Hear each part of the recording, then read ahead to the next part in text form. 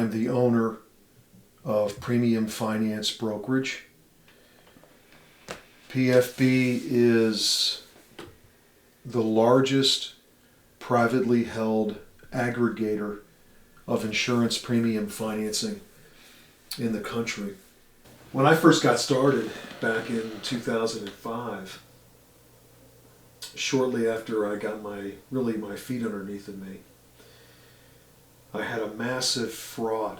This person I had known for a long time. He had worked for a larger insurance agency and then went off on his own, started his own agency, and I partnered with him, did all his financing for him. You befriend someone and you genuinely think that person is your friend.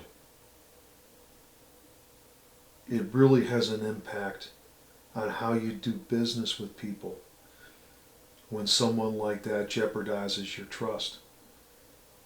It was about a $4.5 million loss.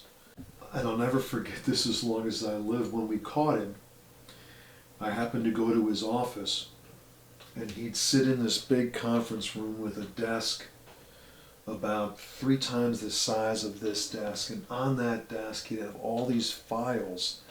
There had to be 40 cell phones on his desk.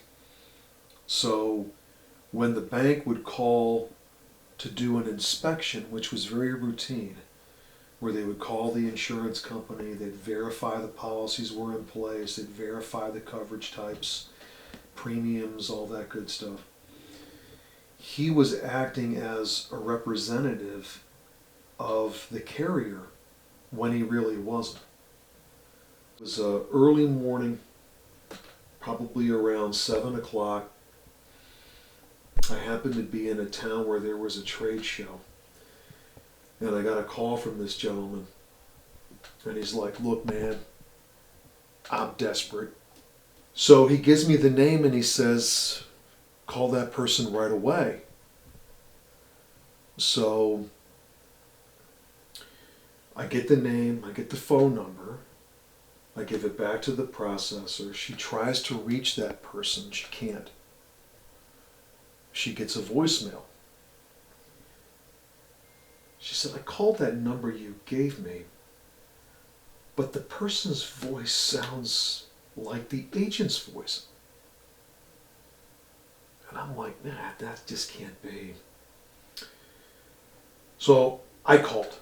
I blocked my number, and I called the number he gave me. I'll never forget this. The gentleman's name was Jim Owens. I called the number, block my number so he can't see my caller, my phone number.